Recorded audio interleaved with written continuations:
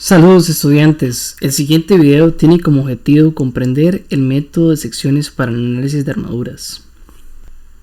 Recordemos que se utilizaba el método de nodos cuando se deseaba encontrar todas las fuerzas de todos los elementos de una armadura.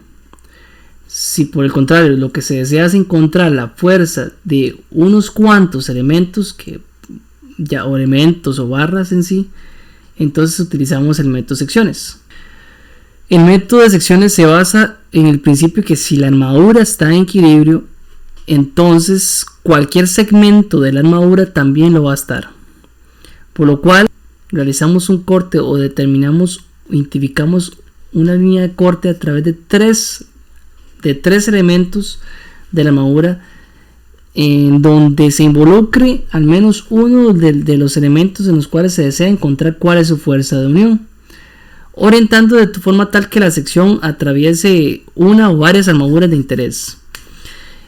Recordemos que como solo tenemos tres ecuaciones de equilibrio, en este caso contamos con las fuerzas, la sumatoria de fuerzas en equilibrio y al menos un momento aplicado en algún punto. Si hacemos un corte que abarque más de tres elementos, eso nos va a generar más incógnitas que las ecuaciones que podemos generar. Es muy importante. Además, consideremos dos elementos como se muestran en la figura. Tenemos un elemento que estaba sometido a tensión y otro elemento que está sometido a compresión. Entonces, si se desea determinar la fuerza interna dentro de cada uno de los elementos, entonces cuando realizamos una sección imaginaria, que eso es lo que vamos a realizar como análisis de armaduras, como ven aquí, la línea de corte está indicada con color azul. Entonces a la hora de cortar el elemento sí se va a dividir en dos segmentos por aparte, pero las fuerzas internas presentes en el elemento ahora se van a exponer como fuerzas externas. Entonces si este elemento estaba sometido a tensión a la hora de realizar el corte, el otro extremo del corte de ambos segmentos también va a estar a tensión. Lo mismo sucede si el elemento está a compresión, la fuerza interna, todas las fuerzas internas a compresión que están aquí generadas se ven expuestas a ser ahora una fuerza entre comillas externa que también está sometida a compresión.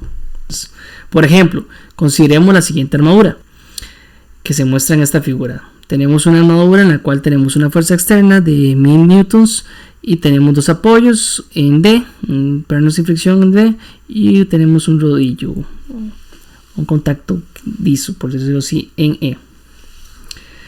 Entonces, si en este caso, si se desea determinar la fuerza en los elementos BC, veámoslo aquí, quiero saber la fuerza interna de este elemento BC, del elemento GC y del elemento GF, una forma ingeniosa es realizar una sección. En el corte voy a hacer el corte A, podría ser apropiado que pase directamente por los tres elementos de interés. Entonces, si yo realizo este corte, ¿qué me quedaría? Me quedaría un segmento a la izquierda y un segmento de derecha. ¿Okay? Si ustedes ven el segmento de izquierda, tendría este diagrama de cuerpo libre. Considérense que ahora conservo la estructura que queda y que ahora las fuerzas internas del elemento se ven expuestas como fuerzas externas. Siempre es importante dibujar algún punto concurrente a las fuerzas externas, como en este caso el diagrama de cuerpo libre de la izquierda considera el punto C, aunque es un punto aparte externo, pero es importante dibujarlo para ver la dirección de las fuerzas en este momento.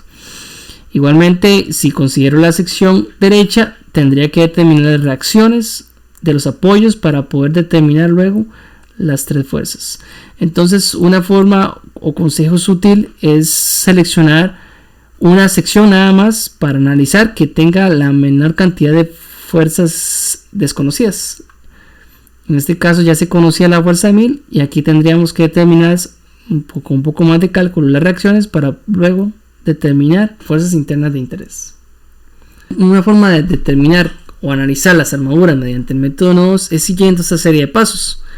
Igual a como hicimos con el método nodos, en el método secciones siempre es recomendable iniciar con un diagrama de cuerpo libre de toda la armadura en sí y determinar las reacciones en los apoyos, como hemos visto en el capítulo anterior.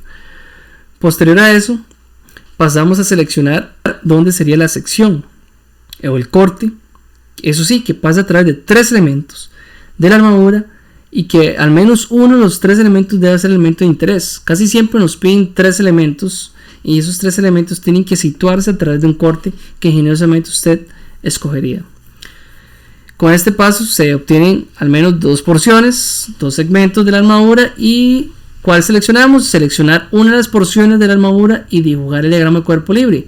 Pero esta selección debe incluir tanto las fuerzas externas aplicadas como sobre la porción seleccionada, y además como las fuerzas ejercidas sobre esta por los elementos intersecados antes de que dicho elemento fueran removidos. ¿Qué quiere decir? Como también tienen que representarse las fuerzas que antes eran internas y ahora van a ser expuestas como fuerzas externas.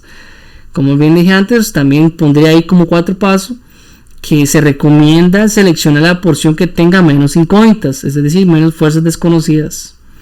Pongamos de ejemplo esta armadura, que tiene varios elementos, tiene muchos elementos, pero solamente se desea determinar cuál es la fuerza interna de los elementos FH, GH y GI. Entonces ya podemos visualizar que un corte inteligente sería por acá.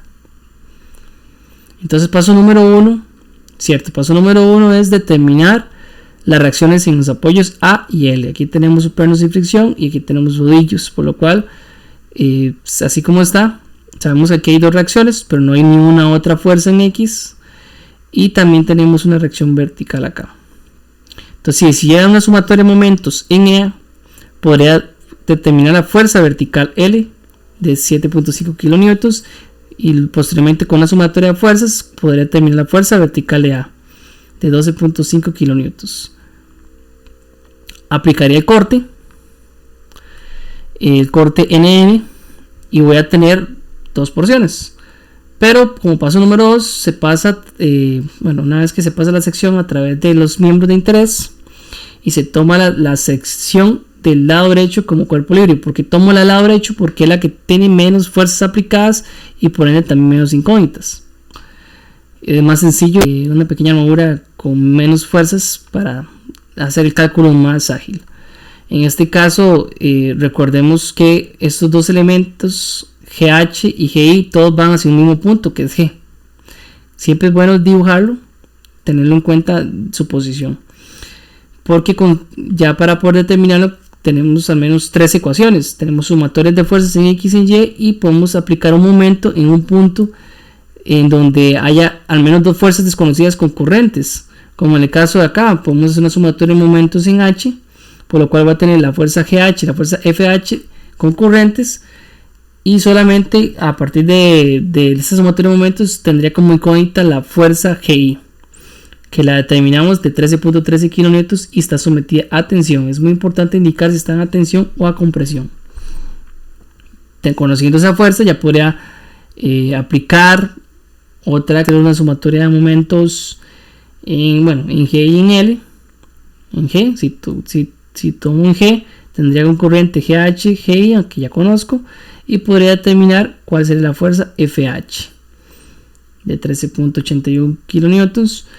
Y finalmente podría puedo hacer también una sumatoria de momentos en L y determinar solamente la fuerza que me quedaría GH, y ya tendría el valor de cada una de las fuerzas de interés, de los miembros de interés. Ahora en los siguientes videos procedemos a realizar un ejercicio para comprender mejor el método de secciones de una forma más práctica.